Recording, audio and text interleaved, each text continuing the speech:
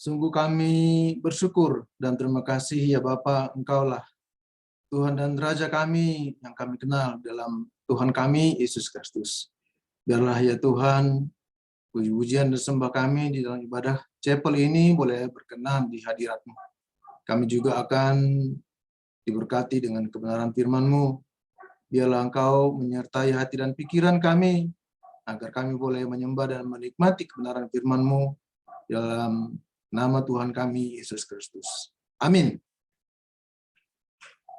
Shalom. Apakah suara saya terdengar jelas? Baik, terima kasih Pak Andojo. Baik, Bapak Ibu sekalian, kita akan kembali merenungkan kebenaran firman Tuhan pada ibadah chapel sore hari ini. Sebelumnya perkenankan saya mengucapkan terima kasih kepada Kampus ST Jafrai, khususnya Pak Pendeta Ajan yang memberikan kesempatan kepada kami untuk menyampaikan renungan firman Tuhan bagi kita pada sore hari ini.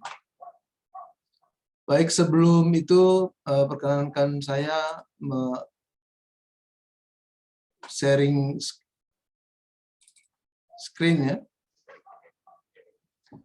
Baiklah Bapak Ibu sekalian, teman-teman mahasiswa, pada kesempatan ini kita akan merenungkan firman Tuhan dari Filemon pasal 1 ya, memang cuma satu pasal ya. Pasal 1 ayat 1 sampai yang ke-25.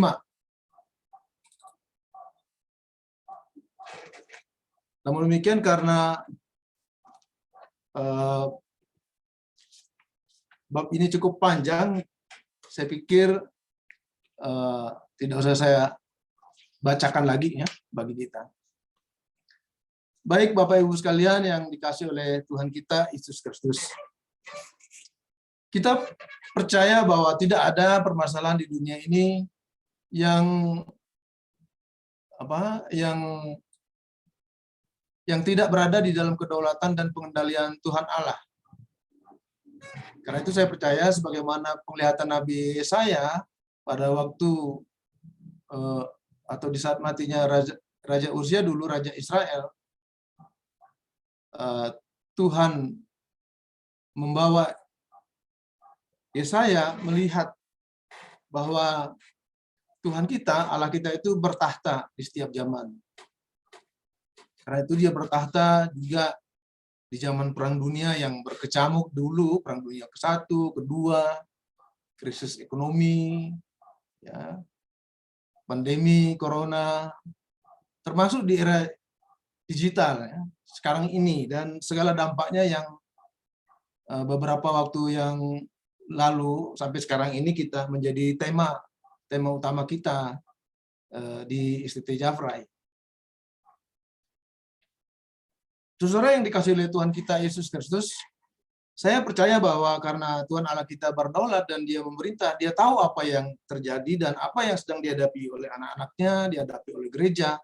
Karena itu permasalahan apapun yang kita hadapi, tidak ada yang Tuhan tidak bisa mengatasinya, menolong kita, menyertai kita sebagaimana Tuhan Yesus sendiri mengatakan bahwa Dia menyertai kita sampai akhir zaman, sampai kapanpun, kekal selama-lamanya Tuhan kita itu beserta dengan kita.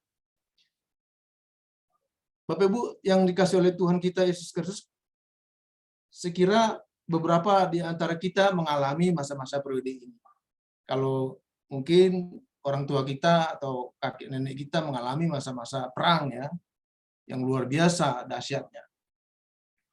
Dan saya sendiri mengalami, ya kita beberapa di antara kita pasti juga mengalami bagaimana kita menghadapi tempoh hari krisis ekonomi.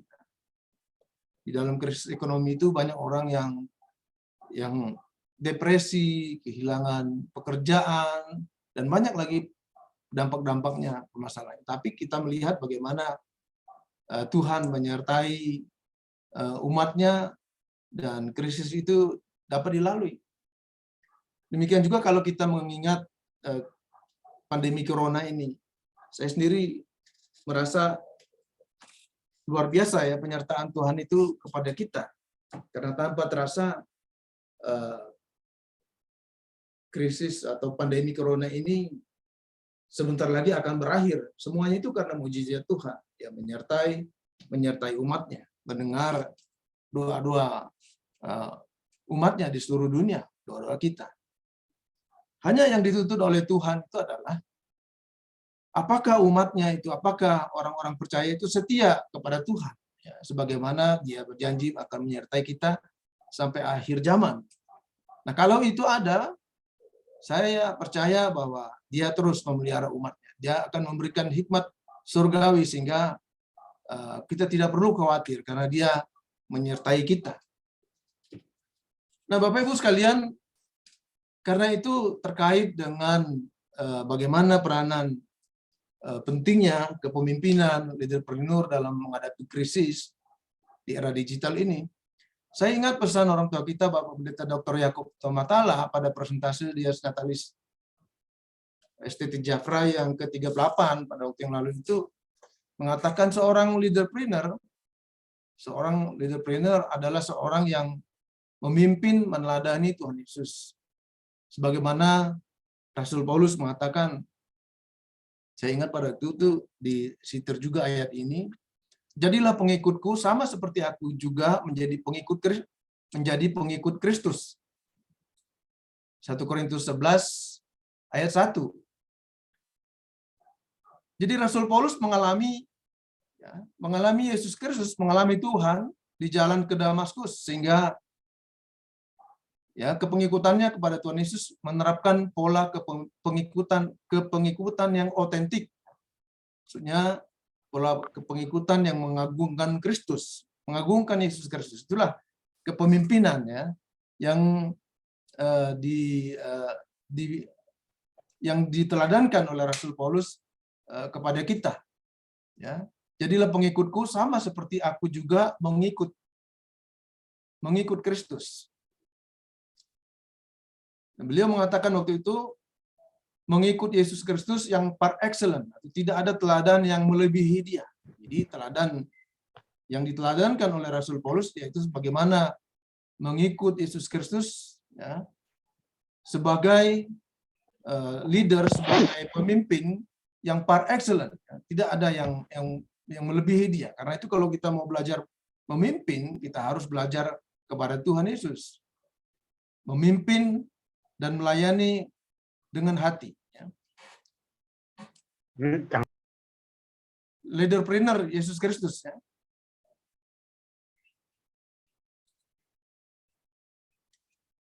Menjadi leaderpreneur seperti dicontohkan Tuhan kita. Nah, bagian berikutnya kita akan melihat leaderpreneur yang mengalami Kristus, bagaimana dikatakan tadi. Saya ingat, bukan ini B ya, leaderpreneur yang leaderpreneur di dalam kitab Filemon ya. Mari kita melihat bagaimana leaderpreneur dalam kitab Filemon ini.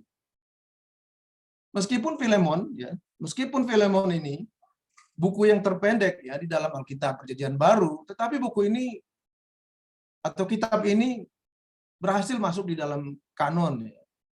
Dimasukkan oleh Bapak gereja di dalam kanon Perjanjian Baru. Pertanyaannya, mengapa pesan singkat ini mengandung pesan yang begitu kuat? Jawabnya karena kitab Filemon memberikan contoh konkret pendamaian Allah dan manusia. Pembebasan Onesimus menunjukkan anugerah pengampunan Allah kepada orang berdosa. Nah, di zaman Rasul Paulus, perbudakan adalah bagian dari tatanan sosial masyarakat. Persentase budak dan orang bebas sangat besar di Kekaisaran Romawi. Perbandingannya sekitar 3:1. Jadi kalau ada 3 penduduk, 1 di antaranya itu adalah budak. Karena itu para penguasa mengeluarkan undang-undang yang keras, yang kuat, sehingga nasib budak hanya ditentukan oleh sang majikan. Karena itu di dalam surat Rasul Paulus ya, kepada Filemon kita akan melihat ya, bagaimana kepemimpinan Rasul Paulus yang menjadi teladan bagi kita, sehingga dia memperoleh bijaksana surgawi, sehingga dia bisa menyelesaikan permasalahan yang sedang dihadapi baik oleh Filemon maupun budaknya Onesimus.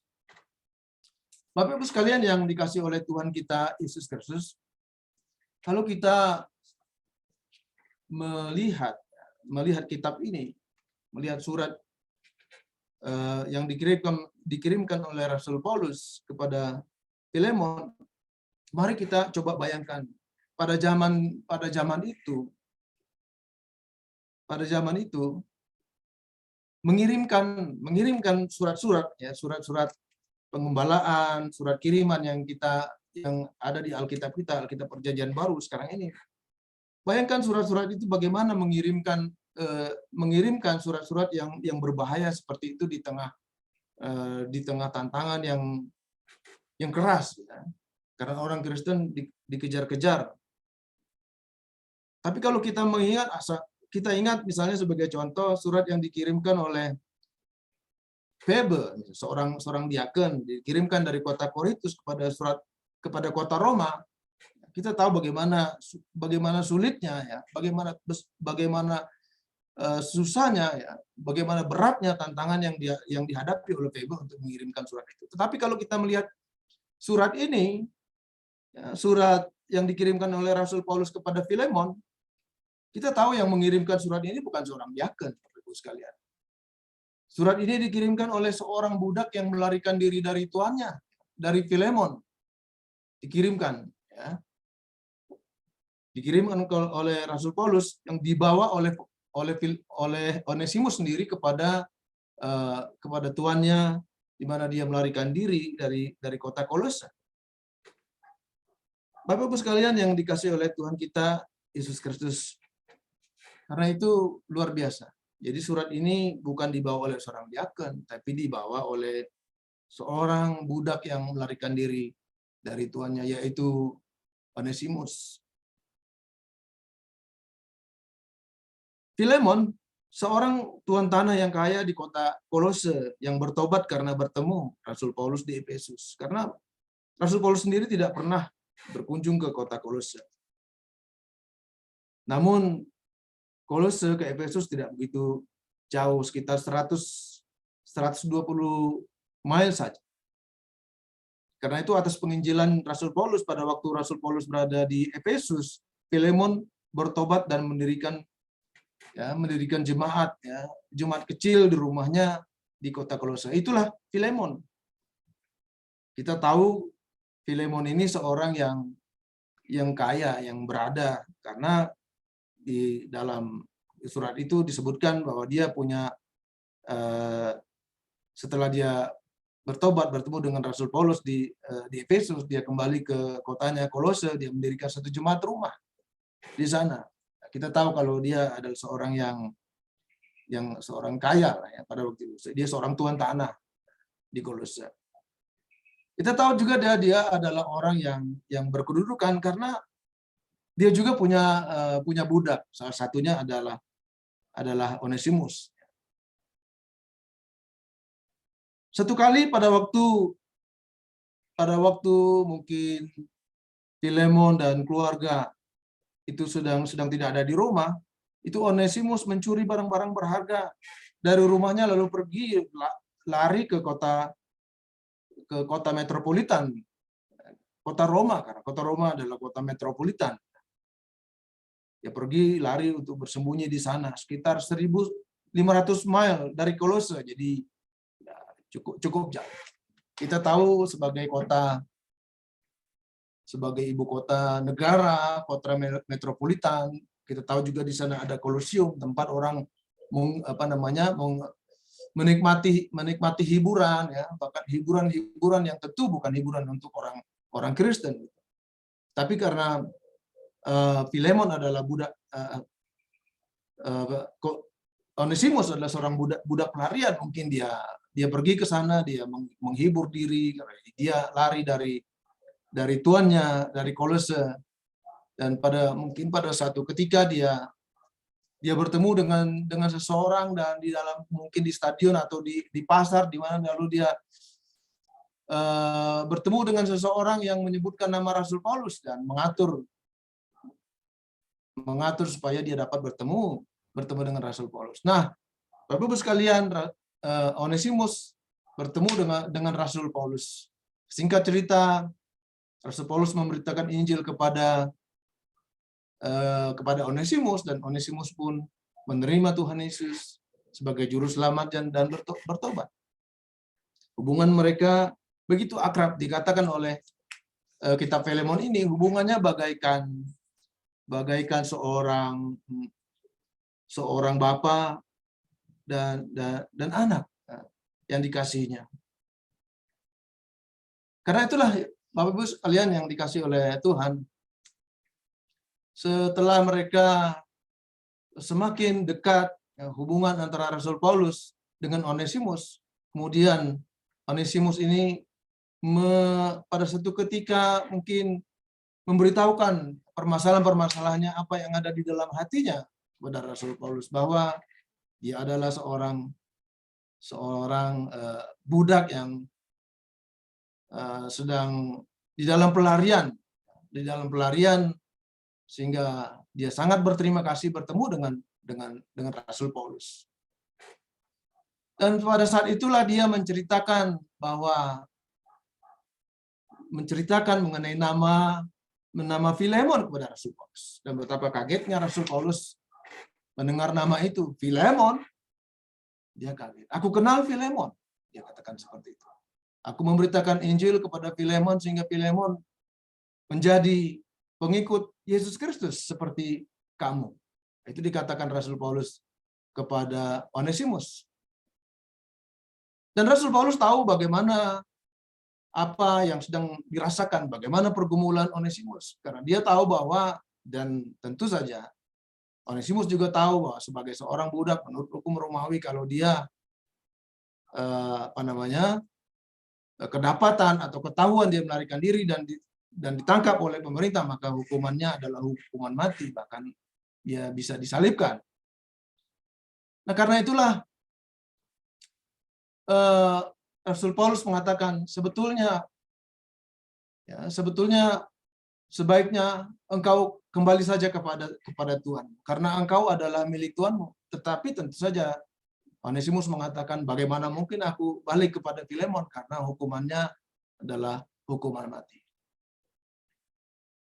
Nah, Bapak-Ibu sekalian yang dikasih oleh Tuhan Kristus, kita tahu bagaimana kisah ini mengatakan, kalau begitu aku akan mengirimkan, aku akan minta Filemon untuk mempertimbangkan supaya dia dapat menerima engkau kembali. Karena itulah Bapak Ibu yang dikasih oleh Tuhan kita Yesus Kristus, Rasul Paulus menuliskan sendiri surat ini, dijelaskan di dalam kitab ini. Rasul Paulus menulis dengan tulisan tangannya, dan pada ayat 1 itu dituliskan dari Rasul Paulus, seorang hukuman karena Yesus Kristus, dan dari Timotius saudara kita, kepada Filemon yang kekasih, teman sekerja kami, dan kepada Afia saudara perempuan kita, dan kepada Arkhipus teman seperjuangan kita, dan kepada jemaat di rumah. Bapak-Ibu sekalian dikasih Tuhan, karena diyakinkan oleh Rasul Paulus, maka Onesimus ini pun memiliki keyakinan, memiliki kegembiraan akan Injil Tuhan, sehingga ia kembali ke kota Kolose. Mungkin pada suatu ketika saat Filemon sedang sarapan pagi di rumah bagian atas, ya kira-kira begitu, mungkin rumah orang-orang bangsawan pada waktu itu, ya. Rumah seorang tuan tanah. Dia melihat dari jauh Onesimus datang. Dia sudah lihat dari jauh. Dia pikir, wah ini sepertinya Onesimus. Sudah begitu lama dia tidak melihat Onesimus karena Onesimus lari dari rumahnya. Tentulah ia menyuruh orang-orang pegawai-pegawainya untuk menangkap Onesimus. Lalu ia turun bersama pegawai-pegawainya, dia turun ke bawah, ke bagian bawah rumah dan menangkap Onesimus. Tentu, Bapak Ibu sekalian, karena Onesimus ini membawa surat dari Rasul Paulus, dia bilang nanti dulu, saya membawa surat dari Rasul Paulus kepadamu. Tentu, saudara yang dikasih Tuhan, saya pikir pastilah Filemon kaget. Mengapa budaknya ini Onesimus bisa-bisanya menyebut nama Rasul Paulus? Ya. Pimpinannya, ya, rasulnya yang memberitakan, yang menjadikan dia Kristen di seorang Kristen di kota Efesus. Seperti dikatakan ayat 1 itu, ya, dia menyerahkan surat itu kepada Filemon. Dia menyerahkan surat itu kepada Filemon, lalu Filemon melihat surat itu berbunyi, dari Paulus, seorang hukuman karena Kristus Yesus, dan dari Timotius saudara kita, kepada Filemon yang kekasih teman sekerja kami. Dan dia membaca lagi, dan kepada Apia. Saya pikir mungkin Apia ini adalah istrinya, atau Akipus ini adalah anaknya. Juga dikatakan kepada teman seperjuangan kita dan kepada jemaat rumahmu. Tentu saja dia langsung memanggil istrinya, Apia, ini ada Filemon. Jadi dia membawa surat dari Paulus. Juga Akipus hadir bersama mereka, ya, anaknya. Mungkin. Bapak Ibu sekalian yang dikasih oleh Tuhan kita Yesus Kristus, betapa terkejutnya, ya. Betapa terkejutnya Filemon membaca surat itu, nama Rasul Paulus disebutkan di bagian atas, seorang tawanan Yesus Kristus. Mungkin dia pikir, wah ini Rasul Paulus, ini Paulus masuk penjara lagi. Tidak bosan-bosannya masuk penjara terus. Jadi betapa luar biasanya ya perasaannya pada itu, perasaan Filemon, ya, campur aduk. Tapi kalau kita melihat, ya, isi surat itu, bagaimana surat itu dimulai dengan pujian terhadap iman Filemon. Menyebut Filemon sebagai yang kekasih teman sekerja kami, dikatakan ayat 1b. Bahkan juga menyebut Apia, saudara perempuan kita, dan kepada Akipus, teman seperjuangan kita, dan kepada jemaat rumahmu, di ayat 2.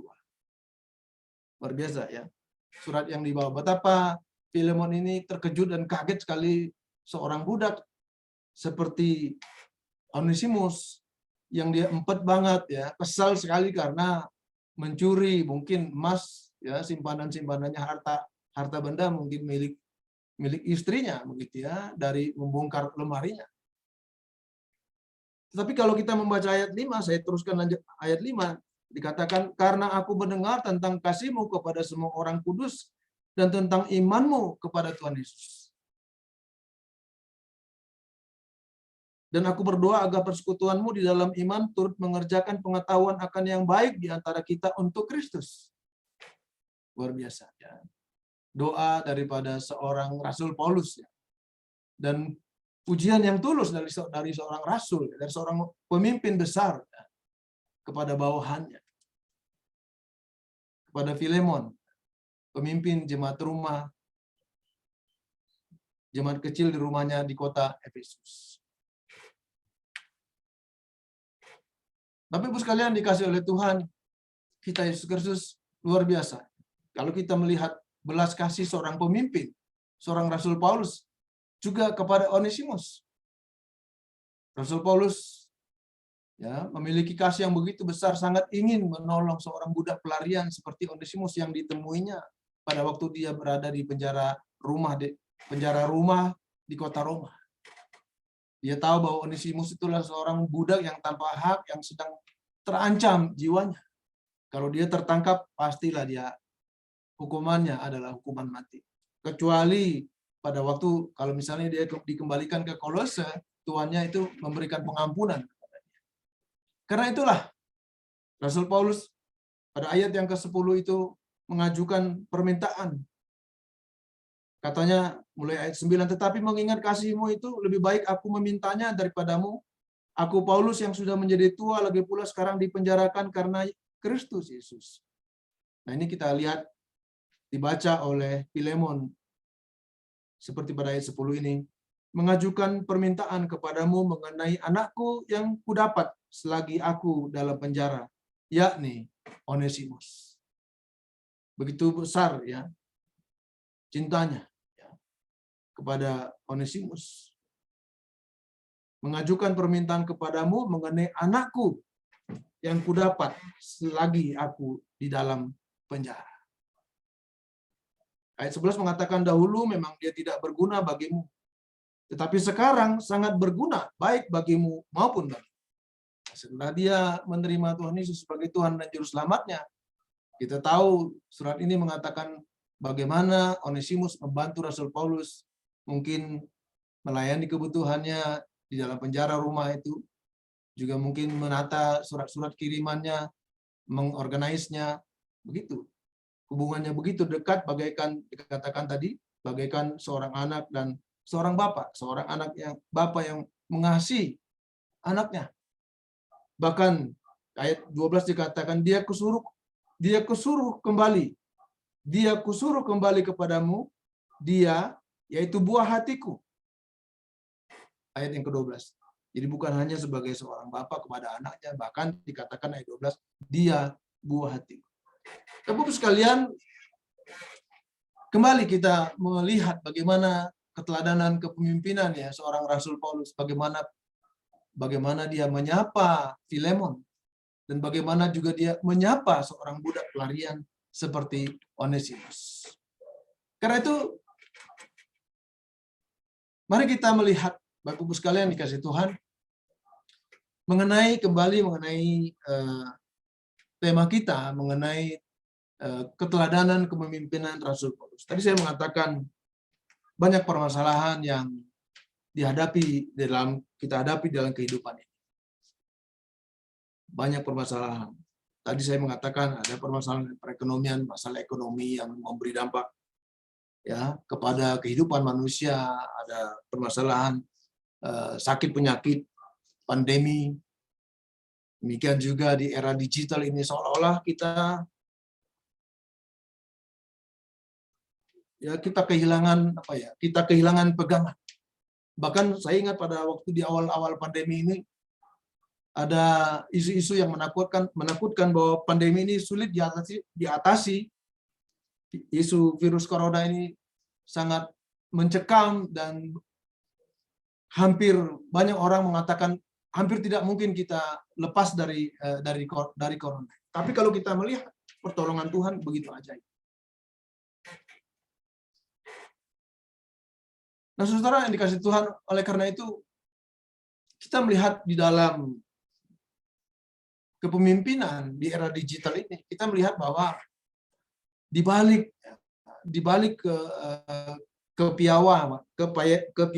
kepiawaian, di balik kepintaran, di balik kehebatan manusia menemukan teknologi, ya, ilmu pengetahuan dan sebagainya. Saya yakin di belakang itu tentu kuncinya adalah orang-orang beriman. Kuncinya adalah orang-orang yang berpegang, percaya penyertaan Tuhan, pertolongan Tuhan. Sebagaimana kata Tuhan Yesus, Ia tidak akan pernah meninggalkan kita, meninggalkan anak-anaknya. Kalau kita menyerahkan pergumulan kita kepada Dia.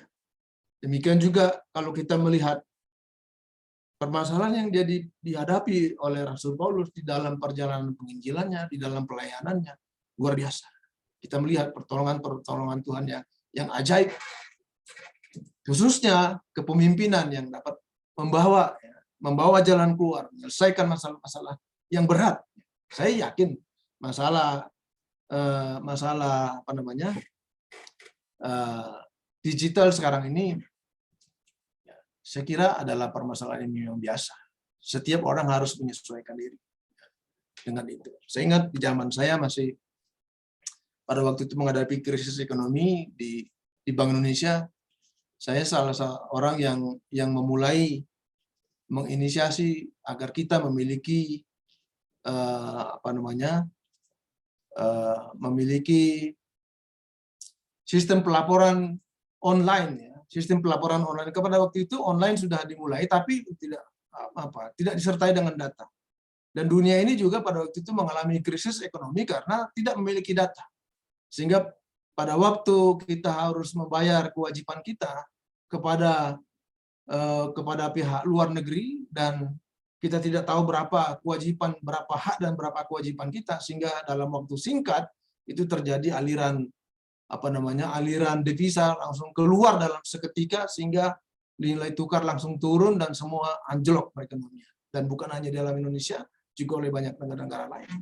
Karena kita tidak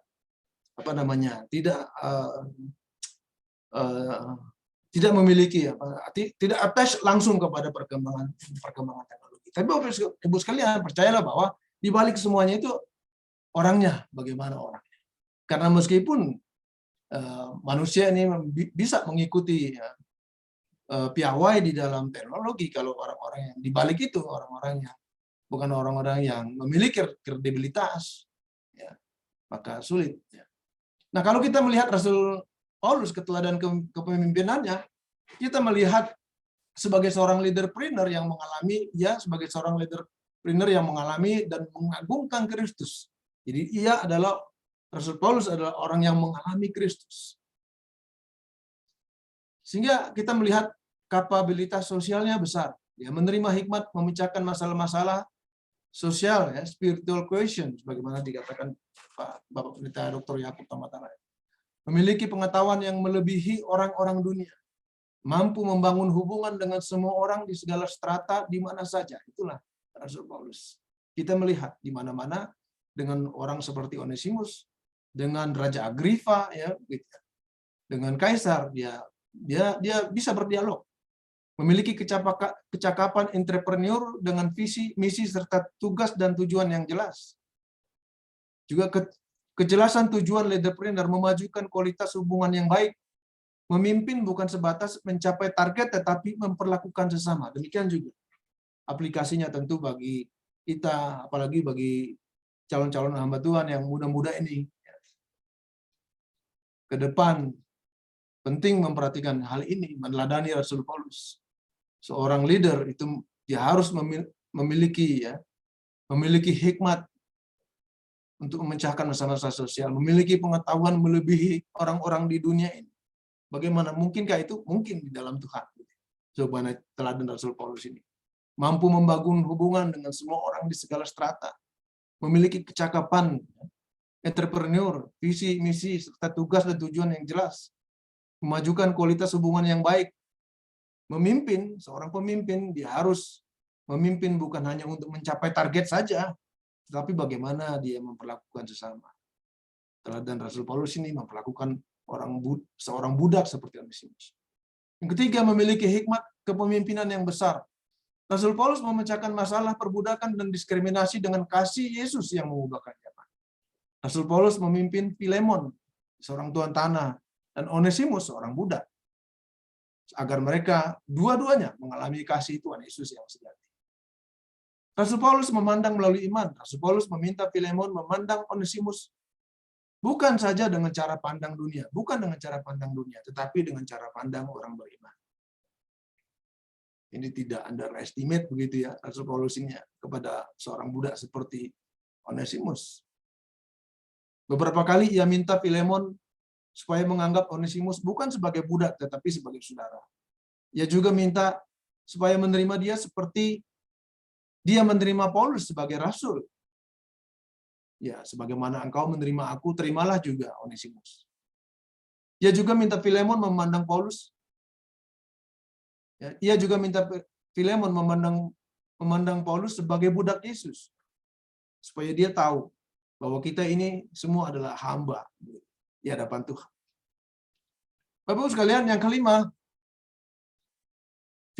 Rasul Paulus menghargai status Onesimus, ya Pak. Kepemimpinan bukan untuk memuaskan kuasa, hak, atau status, tetapi soal menghormati potensi seseorang untuk berubah menjadi baru. Paulus meminta Filemon mengakui perubahan dalam diri Onesimus sebagai ciptaan baru Tuhan Yesus, bukan lagi sebagai seorang budak atau buronan. Juga kita perhatikan bagaimana Rasul Paulus bahkan rela berkorban untuk Onesimus. Bahkan teladan Rasul Paulus bersedia membayar ganti rugi. Hal ini sama dengan yang dilakukan oleh orang Samaria yang baik hati itu. Bukan hanya menyelamatkan orang yang dipukuli di pinggir jalan, tetapi membayar pemilik penginapan untuk setiap hutang yang akan diperoleh orang itu saat orang itu pulih atau meninggalkan, sampai orang itu pulih di penginapan. Memikul beban orang lain ini adalah bagian dari partisipasi atau tuntutan persekutuan yang Paulus perjuangkan. Semuanya ini menunjuk pada Yesus yang rela mati demi kita. Tidak memaksakan kehendak. Seorang pemimpin itu tidak memaksakan kehendak, tetapi menghimbau dengan kasih. Itulah contoh atau teladan Rasul Paulus. Kepemimpinan yang baik berupaya menarik orang agar bertindak berdasarkan pilihan yang terbaik mereka sendiri. Tidak memakai otoritasnya atau memaksa terhadap Filemon. Ayat 8. Sebaliknya, hanya menghimbau. Jadi Rasul Paulus hanya menghimbau karena kasih di ayat 9 itu. Mengundang Filemon membuat keputusan sendiri. Menerima Onesimus. Supaya menerima Onesimus sebagai saudara seiman. Bagian yang berikut kita melihat Rasul Paulus juga sebetulnya mengingatkan, sambil juga mengingatkan relasi hubungan antara Rasul Paulus dengan Filemon. Rasul Paulus tidak menggunakan otoritasnya sebagai rasul, tetapi mengingatkan bagaimana Yesus telah mengosongkan dirinya. Ya. Filipi 2 ayat 6 sampai 11. Kalau engkau menganggap aku saudara seiman, katanya di ayat 17, terimalah dia. Kalau dia sudah merugikanmu, dikatakan ayat yang ke-17 sampai ayat 17, kalau engkau menganggap aku temanmu seiman, terimalah dia seperti aku sendiri. Ayat 18, dan kalau dia sudah merugikan engkau ataupun berhutang kepadamu, tanggungkanlah semuanya itu kepadaku. Itu dikatakan oleh Rasul Paulus. Jadi Rasul Paulus percaya Filemon mau melakukan lebih daripada apa yang diminta Rasul Paulus. Paulus akan dilayani dengan cara memungkinkan Filemon berpartisipasi baik dalam pelayanan Paulus maupun dalam pelayanan Onesimus. Jadi kepemimpinan yang melayani rela berkorban, itulah iman di tempat kerja, keteladanan dan pengorbanan yang membangun hubungan dan karakter. Pemimpin bukan hanya membangun diri, tetapi menjadi teladan bagaimana iman bekerja. Pemimpin dengan memimpin, jangan memimpin dengan jabatan dan kuasa saja, tetapi meneladani Yesus dalam menghadapi dilema relasi. Pemimpin harus dapat memimpin diri dan membimbing orang lain untuk menjadi lebih baik. Kita melihat bagaimana Onesimus ini dipimpin oleh Rasul Paulus. Kalimat motivasi yang menyejukkan. Ini juga kalau kita menyelidiki ayat ke-25 ayat ini, kalimat Rasul Paulus itu sangat menyejukkan. Rasul Paulus memotivasi dengan kalimat yang halus dan berhati-hati. Yang pertama, supaya Filemon bicara dengan istri dan anaknya, bahkan jemaat. Kita melihat tadi pada ayat yang pertama tadi, dari Paulus, seorang hukuman karena Yesus Kristus, dan dari Timotius saudara kita, kepada Filemon yang kekasih, dan kepada Apia. Jadi dia juga menyapa istrinya juga kepada anaknya tadi, Arkhipus. Bapak Ibu sekali yang dikasih oleh Tuhan, inilah yang meyakinkan Filemon. Bahkan dia mengatakan pada ayat yang ke-22, meyakinkan bahwa dia akan membayar ganti rugi kalau misalnya di atas barang-barang yang sudah diambil oleh Onesimus itu. Ayat 22 mengatakan, katanya dalam pada itu bersedialah juga memberi tumpangan kepadaku. Karena aku harap oleh doamu, aku akan dikembalikan kepadamu. Bahkan tadi mengatakan, dan dalam pada itu bersedialah juga memberi tumpangan kepadaku. Dia jadi berjanji akan datang.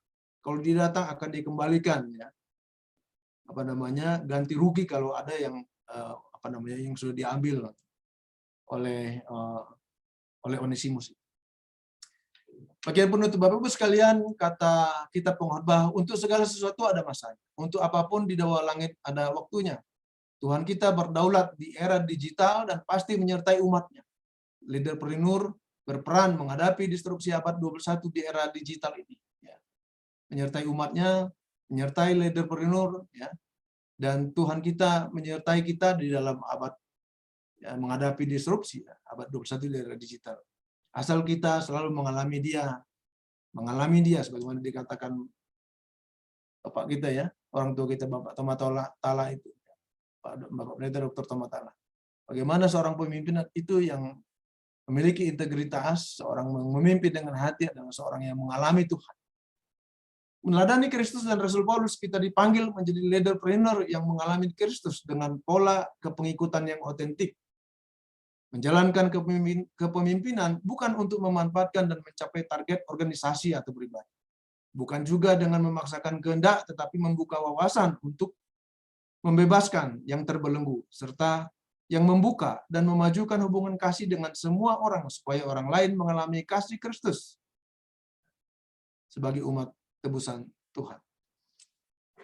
Bapak Ibu sekalian dikasih Tuhan, tradisi mengkisahkan di kemudian hari Onesimus, ya, sang budak Filemon itu, sang mantan budak itu, di kemudian hari melayani sebagai pemimpin gereja, sebagai uskup, ya, sebagaimana doa Filemon, ya, sebagaimana doa Rasul Paulus, ya, dan sebagaimana doa Filemon juga tentunya. Itulah buah yang manis dari sebuah kepemimpinan yang melayani Tuhan. Amin. Kita berdoa. Kami bersyukur dan terima kasih Bapa untuk firman-Mu yang begitu indah. Kami terbatas ya Tuhan untuk menggali kedalaman kasih-Mu ya Tuhan dalam hidup kami. Pimpinlah kami, terutama ya Tuhan, setiap hamba-Hamba-Mu. Bahkan ya Tuhan, calon hamba-hamba Tuhan di masa yang akan datang, di dalam melayani Engkau, biarlah Engkau memberikan bijaksana surgawi agar mereka, kami semua, dapat memimpin sebagaimana anak Tuhan yang mengalami Engkau. Memimpin dengan hati, yang mengagungkan Tuhan kami yang par excellence itu. Dalam nama Tuhan kami, Yesus Kristus, kami naikkan doa syukur. Amin.